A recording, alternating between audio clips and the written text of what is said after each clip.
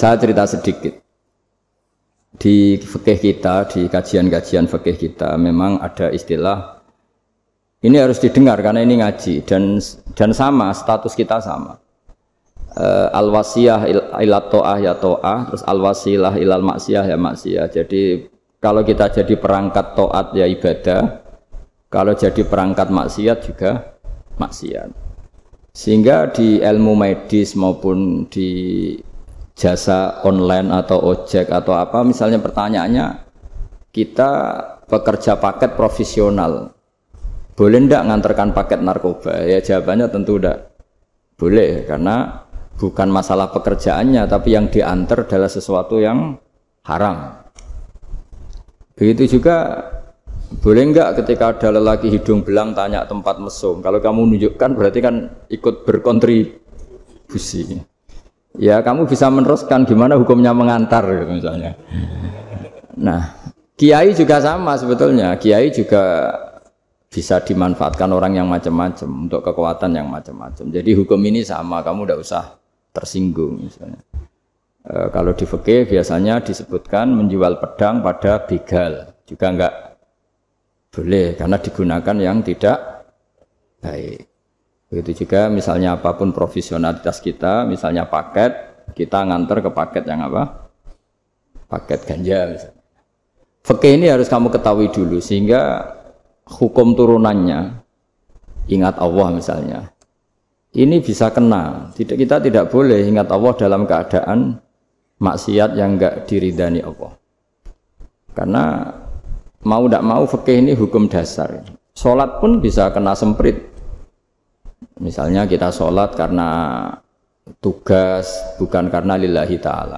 Kenapa saya harus cerita itu? Karena fikih ini harus selesai dulu. Saya ulang lagi, fikih ini harus selesai dulu. Misalnya nganterin orang yang mau transaksi narkoba atau transaksi maksiat, atau tapi yang yakin. Kalau tidak yakin memang tidak haram. Tapi kalau yakin itu memang kamu tahu benar-benar iyalah kira-kira gitu.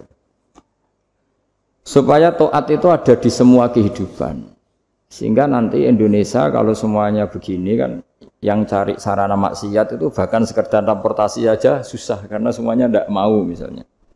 Paket juga gitu, yang mau ngedarkan narkoba kesulitan karena semua yang jasa paket tidak mau gitu.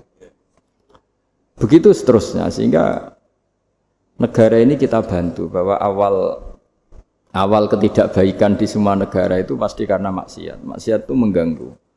Orang geger sama istri ya karena maksiat. Terus banyak kecelakaan itu rata-rata kata Pak Polisi juga karena maksiat. Jadi orang overdosis atau dalam keadaan mabuk nyupir. Terbesar kecelakaan itu jarang karena ngantuk. Terbesar masih karena pengaruh apa? Narkoba. Pembunuhan juga sama.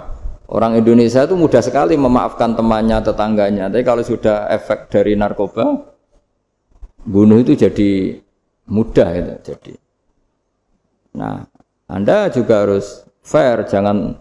Tapi yang penting saya profesional nganter, gitu. Nggak mau tahu dia latar. Meskipun kita tidak boleh neliti orang ya, nggak boleh tajasus, nggak boleh neliti ini. Tapi yang jelas kamu tahu, yang jelas kamu tahu ya harus dihindari karena memang di semua profesi pekerjaan tuh. Utamanya kata Rasulullah SAW itu memperhatikan halal haramnya. Tapi ya saya ulang lagi, tidak boleh sok suci, tidak boleh tajassus, tidak boleh neliti orang lain. Tapi kalau yang jelas-jelas untuk maksiat, maka harus kita hindari. Saya cerita sedikit tentang sholat, karena orang-orang Grab ini banyak yang sholat, kemudian harus cepat-cepat. Dulu ketika sahabat punya imam yang lama sekali kalau sholat, sehingga si sahabat yang satu yang petani ini mufarokoh itu memisahkan diri kemudian imamnya diselip. Itu boleh memang dalam fikih. Kamu niat mufarokoh dulu. Mufarokoh itu niat bahwa kamu memutus hubungan dengan imam, kemudian meneruskan sholat sendiri. Singkat cerita dua orang ini berdebat, Mu'ad sama Ar-Ra'i yang penggembala ini. Kamu munafik sholat kok meninggalkan imam. Terus yang satu bilang kamu keterlaluan, sholatnya lama sekali. Singkat cerita dua orang ini lapor ke Rasulullah SAW. Uniknya Nabi itu membenarkan yang petani tadi. Kamu Mu'ad jadi masalah. Agama ini tidak boleh jadi problem. Kalau kamu ngimami orang jangan lama-lama. Di situ ada ibu-ibu yang ditunggui anaknya yang sedang menyusu, banyak petani yang nunggu macam-macam. Kayak pegawai POM ya ditunggu shift temannya, pegawai Indomaret juga gitu, apalagi Grab mungkin ditunggu penumpangnya macam-macam. Sehingga kebaikannya teman-teman yang kerja serabutan begini juga bergantung kebaikan imam tadi. Kalau sholat itu tidak boleh lama-lama, apalagi wiridan, sholatnya aja nggak boleh lama-lama, apalagi wiridannya. Nah, kadang-kadang orang ngira kebaikan tuh nggak ada sempritnya, ada juga. Sholat tuh ya disemprit sama Nabi, kalau terlalu lama juga disalahkan, karena nanti agama ini menjadi apa? Problem, menjadi problematika. Nah, termasuk kebaikan kita ketika membolehkan ya atau mentoleransi atau mendukung pekerjaan mulai Grab dan lain-lain adalah agama ini rahmatan lil alamin. Dulu ada seorang sahabat tanya, ya Rasulullah, boleh enggak kita ngegeng di perapatan gitu? Kata Nabi, ya jangan kalau bisa. Tapi kita harus natahaddas, artinya itu tempat kita jagungan di perapatan, di tempat-tempat umum lah, kira di halte, Terus kata Nabi, enggak apa-apa, tapi fa'atu thoriq haqqaha, kamu harus memberikan hak jalan itu. Apa hak jalan itu? Satu, kamu amar ma'ruf, kalau bisa ya nahi mungkar, kemudian bikin suasana orang lainnya menjadi aman. Nah ini yang catatan. Kalau hitung saja, yang ikut Grab itu berapa ribu? Nah, ini tuh energi besar kalau di atas 100, berapa? 100 ribu. Hitung ya teman-teman di Grab, 100 ribu. 100 ribu ini kalau soleh semua, atau setengah soleh lah, kalau soleh banget keberatan ya soleh, setengah soleh. Itu ada, ini sudah saya pikir, ada kebaikan yang menyebar di seluruh Nusantara yang berjumlah 100 ribu. Ini luar biasa. Ada kecelakaan dia menolong pertama, ada pemerkosaan menolong pertama, mungkin ada pencurian, ada apa. Maka kata Nabi, kamu kalau harus di jalan, itu kamu berkontribusi amar ma'ruf nahi mungkar. Saya sering ke Jogja karena saya mulai 98 di Jogja. Ya sering di terminal malam-malam. Saya ketika kecil itu sering diceritain orang nggak berani ke terminal ini banyak preman, nggak boleh ke terminal ini karena banyak preman. Ya mulai dari Sumatera, Jawa, hampir seluruh Indonesia. Kalau jam sekian sampai sekian sudah nggak berani karena banyak apa? Preman. Itu uniknya preman-preman itu selain dulu ditangani tentara dan polisi, itu urusan negara ya kali itu, dan kita ngapresiasi. Itu hilangnya yang permanen itu bukan saja ditangani ABRI dan polisi, TNI dan polisi, tapi ditangani kultur. Banyak mulai orang soleh, santri dagangan di situ, ada ojek mangkal di situ, supir taksi mangkal di situ. Terus di sini orang-orang soleh yang menghalau ketika ada perempuan digoda atau perempuan dicopet atau apa. Terus lama-lama jadi kultur bahwa kebaikan ini dominan. Setelah kebaikan dominan ini otomatis menyingkir sedikit demi sedikit.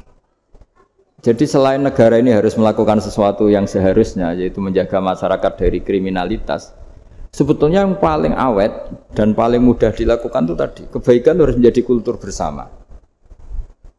Sehingga kalau terminal kemudian ada mbak-mbak jilbaban yang dagang, terus pak-paknya soleh, ada musola yang hidup, ojeknya juga gitu, terus supir taksinya, lalu kebaikan ini menjadi nilai bersama.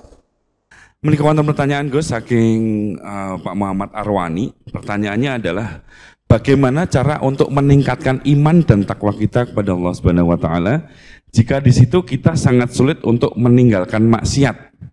Sudah berusaha taubat akan tetapi tetap maksiat lagi. Pertanyaannya gitu. Bagaimana solusi agar selalu bisa terhindar dari maksiat? Menikah Gus. Aman aja yang jawab. Jangan maksiat. Udah, fokus ibadah, jangan maksiat. Itu sih kalau saya. Tapi monggo Gus, maksud saya enggak. Monggo Gus. Jadi itu pertanyaan pertama dan terakhir karena waktunya juga saya tidak banyak. Saya berkali-kali kampanye di mana-mana lah, kampanye dan menganjurkan. Di antara catatan dalam Suhufi Ibrahim wa Musa kan ada kan di Quran itu yang dinamakan lampiran-lampiran wasiatnya Nabi Ibrahim dan Nabi apa? Musa. Itu diantara catatannya begini, orang yang punya akal itu adalah orang yang bisa menikmati sesuatu yang baik. Misalnya gini, contoh gampang gini. Kamu punya anak pertama atau punya anak yang masih kecil. Itu gendong tuh senangnya bukan main. Melihat anak sehat tuh senangnya bukan main. Mungkin saat itu banyak orang yang sedang maksiat dengan perempuan nakal atau dengan teman-teman nakalnya. Yang nganggap seperti itu tidak nikmat. Tapi andaikan ini ditimbang ya ditimbang. Yang maksiat betulan, misalnya paling ukuran bahagianya itu 70%.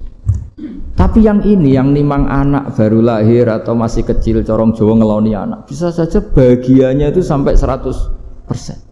Artinya selama ini kesalahan kita adalah nganggap maksiat itu pasti menyenangkan dan taat itu tidak menyenangkan. Makanya saya berkali-kali fatwa, untuk melawan kenikmatan maksiat, orang harus terbiasa menikmati taat, menikmati kebaikan. Jangan kira kita nimang istri nikmat, nimang anak nikmat, ketemu teman yang lama tidak ketemu juga nikmat. Artinya kita akan melewati berjam-jam untuk jagungan sama teman, sama anak, sama istri.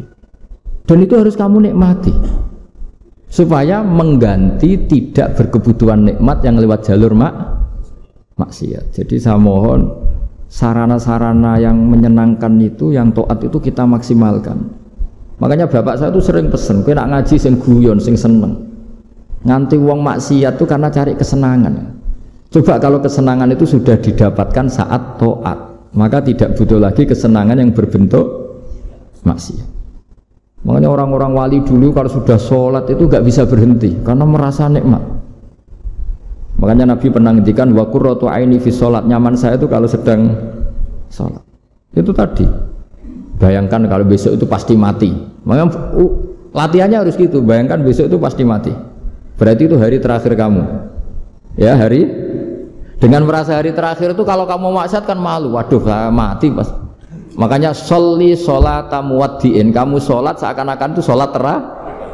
Dan bayangkan akhirat itu wa'mal li akhiratika ka'annaka tamutu, dan bayangkan akhirat itu besok kamu mati. Sehingga ketemu istri ya seneng karena ini pertemuan terakhir, ketemu anak ya seneng ini pertemuan terakhir. Sholat juga tenanan karena ini sholat terakhir. Sehingga kalau mau maksiat tuh takut, jangan-jangan ini kehidupan saya terakhir kok tak pakai seperti ini. Oke, satu pertanyaan lagi Gus. Ini ada pertanyaan dari teman-teman mitra driver Grab. Saat mengantarkan barang tiba-tiba azan waktu sholat, ya Gus. Lalu kita sebagai driver harus sholat dulu atau menyelesaikan orderan dulu, karena itu juga amanah kan orderannya itu. Mungkin nganter barang atau mungkin nganterin penumpang. Mengingat barang tersebut sudah ditunggu pemiliknya dan penumpang tersebut juga sudah ada janji yang lain, pokoknya gitu. Nyuwun pencerahannya Gus gitu. Begini ya, ini kan fikih sosial ya. Saya jawab ini memang harus pakai fikih, nggak pakai rasa. Saya ulang lagi, pakai fikih, nggak pakai rasa. Waktu sholat itu kan banyak ya, diantaranya maghrib dan isya, duhur dan asar, terus subuh sendiri. Ya, ben sampean belajar fikih, orang belajar tasawuf ya. Nah, kalau subuh itu tidak ada toleransinya kalau waktunya sudah tinggal 10 menit karena tidak ada jamak. Ya, tidak ada apa? Jamak.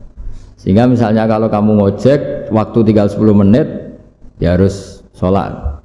Tapi kalau sekedar dengar azan itu kan bukan akhir waktu sholat. Azan itu bukan akhir waktu sholat tapi awal sholat. Itu tidak harus supir Grab, tidak harus supir Gojek. Meskipun kamu makan ada adzan ya teruskan saja, kan tidak akhir waktu sholat. Anda menerima tamu, gendong anak atau sedang nyupir atau sedang bercengkrama sama teman. Kalau ada adzan ya nggak apa-apa, misalnya diteruskan. Kan bukan akhir waktu sholat. Yang benar-benar harus ditinggalkan itu kalau waktu sholat misalnya tinggal 7 menit atau tinggal 8 menit. Waktu yang mau tidak mau kamu harus tasarrufkan, kamu peruntukkan injury time ya, injury time. Nah, gitu aja kok nggak tahu ya. Nah, lalu misalnya, kalau pertanyaan tadi mestinya kelasnya itu kelas afdoliyah. Utamanya gimana? Kalau wajibnya belum ada karena kan waktunya masih panjang. Jadi pertanyaannya bukan wajibnya tapi sebaiknya, karena ini semuanya belum mendesak kan. Andai kan kamu teruskan nganter barang kan tidak ada jaminan waktunya habis. Padahal kalau kamu memaksa sholat, mungkin citra kamu sebagai supir Grab tidak baik karena dianggap mengabaikan konsumen. Nah, terus kedua menyangkut jarak. Oke, seperti itu. Nah, sekarang kalau pertanyaannya dibalik. Makanya yang dibalik ini agak ribet. Waktu sholat tinggal 8 menit. Ada konsumen yang minta diantarkan saat itu. Dan acaranya ke mall happy-happy. Maka fatwa kita sebagai ahli fikih, ya tantang saja, saya mau sholat dulu. Kalau nggak sabar ya silakan cari yang lain. Kalau acaranya ke mall. Tapi kalau acaranya kelahiran atau transfusi darah atau mau nganterin darah ke pasien yang sudah koma, maka kita langsung, karena ibadah sosial itu didahulukan mengalahkan ibadah yang haknya Allah. Karena Allah itu zat yang tidak butuh ibadah kalian. Tapi kalau pasien ini kalau nggak nang kesampaian darahnya mati misalnya. Jadi kamarnya Allah lebih apian lah gitu. Makanya masyhur kalau dalam fikih hak Allah sama hak adami ini dimenangkan hak adami, tapi bukan karena Allah kita kalahkan. Allah tidak butuh itu semua. Jadi dikalahkan tapi bukan karena kalah, justru karena tidak butuh. Ya ibarat gini lah, Allah itu saking baiknya. Baiknya Allah kan pasti di atas orang tua kita. Itu pasti ulang lagi. Baiknya Allah pasti di atas orang tua kita. Orang tua kita saja baik, apalagi Allah. Misalnya orang tua kamu butuh uang 5.000. Adik kamu butuh uang 5.000. Adik kamu yang kecil atau ya. Kira-kira orang tua kamu itu nyuruh dikasihkan beliau apa adik kamu? Kira-kira saja. Ke adik kamu. Nah Allah itu saking baiknya. Hal yang terkait Allah, misalnya tadi sholat tepat waktu, sama ibadah sosial, itu disuruh ibadah sosial. Karena ini kalau nggak kesampaian transfusi darahnya atau apalah, atau kamu dokter yang harus mengurus operasi, waktunya tinggal 5 menit, kamu harus ngoperasi pasien dulu. Karena Allah bisa menerima sholat kamu. Nah, tak terangkan lagi ini fikih terus. Lalu sholat yang apa?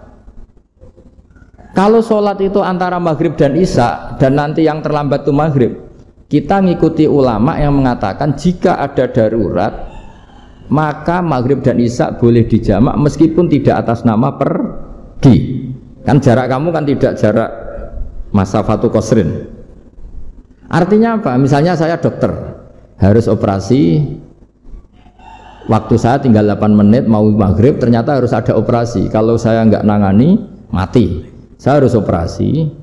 Dan nanti waktu saya maghrib habis itu tidak harus dikatakan qadha atau yang mengeluarkan maghrib dari waktunya. Bisa saja menurut ulama dianggap boleh dijamak takhir dengan isya. Karena kondisinya masih waktu jam'in. Begitu juga zuhur dengan asar. Tapi kalau waktunya itu asar, tinggal 8 menit, kemudian harus ada operasi, ya kita operasi, waktu asar kita mundur sampai maghrib, namanya qadha yang dimaafkan Allah. Ya namanya tetap qadha karena asar gak bisa dijamak dengan maghrib. Jadi ini fikih ya, jadi jawabnya harus jelimet. Jadi saya ulang lagi ya, tadi kan pertanyaannya dengar adzan. Kalau adzan kan waktunya masih panjang, apalagi misalnya maghrib kan waktunya kan taruh saja ada waktu seperempat jam. Ternyata andekan kamu antar hanya butuh waktu 7 menit, kan nggak ngefek sama sekali. Nyanda. Gitu. Terus kalau driver umpamanya dapat order, ini yang tanya kamu malah mewakili dalam.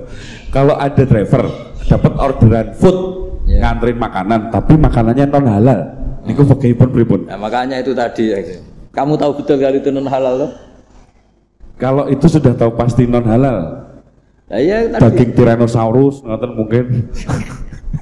Ya makanya tadi itu memang PR kita di semua profesi. Saya ulang lagi, itu PR kita di semua profesi. Jadi ya itu makanya pentingnya istighfar tuh di situ tuh sudah kita sebagai ulama menghalalkan tidak mungkin, mengharamkan kamu juga demo, ini pekerjaan Gus. Tapi yang jelas itu tidak bisa dihindari. Ya sama lah seperti orang di bis itu. Kadang-kadang kan didoain, semoga semua penumpang hasil ke tempat masing-masing, dan kalau ada copet berarti kan doain copet juga hasil tujuannya. Jadi di semua profesi itu resikonya. Makanya tadi saya bicara tentang fikih. Kaidah umumnya menolong maksiat itu ya bagian dari maksiat, menolong taat itu bagian dari taat. Mau tidak mau harus ada hukumnya. Setidaknya barokahnya tahu hukum. Kalau kita salah belum istighfar gitu. Sudah salah nggak merasa salah itu. Jadi barokahnya tahu hukum itu paling enggak kan kita ya istighfar lah.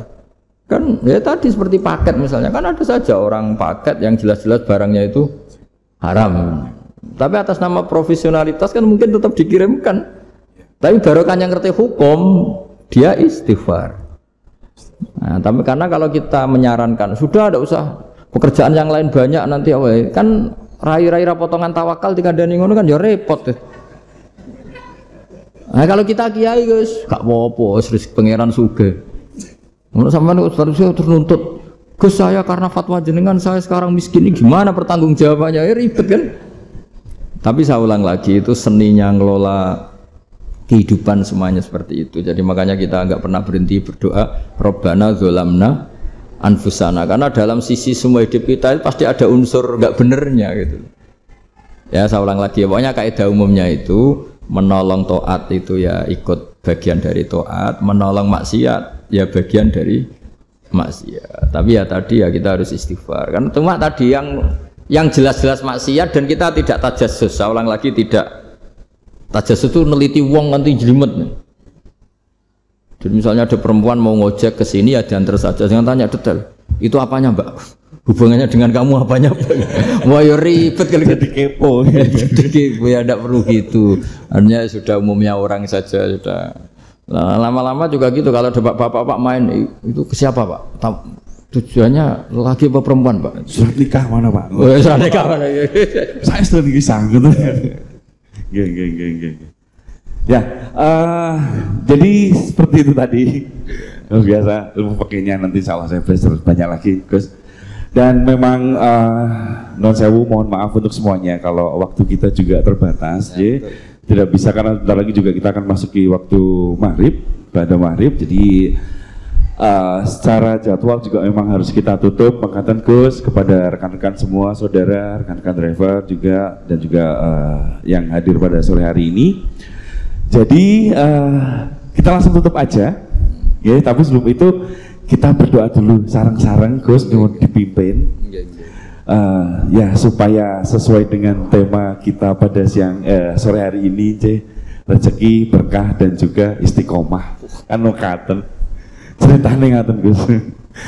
Terus kalai wali temane. Nggih lah.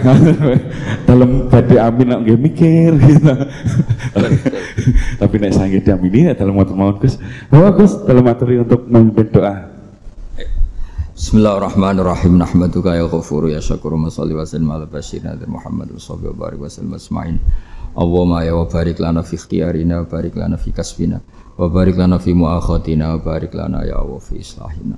Allahumma ij'alna mutawaddina fika mutahabbina fika mutabadilina fika waj'al a'malana khalisatan liwajhikal karim.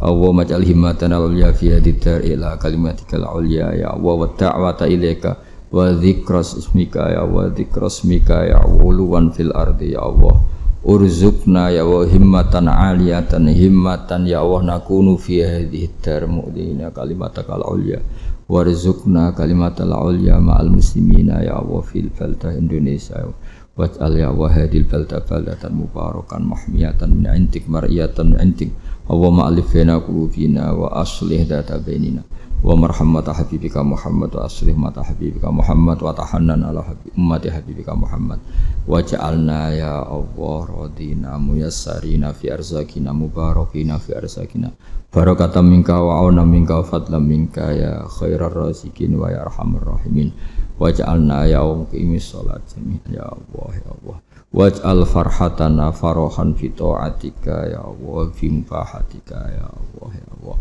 ighfir lana al-jami' Rabbana atina fid dunya hasanah fil akhirati hasanah wa qina adzabannar. Sallallahu alaihi wasallam Muhammad sallallahu alaihi wasallam. Subhana rabbika rabbil izzati amma yasifun wa salamun alal mursalin. Alhamdulillahi rabbil alamin. Sirrul Fatihah. Bismillahirrahmanirrahim.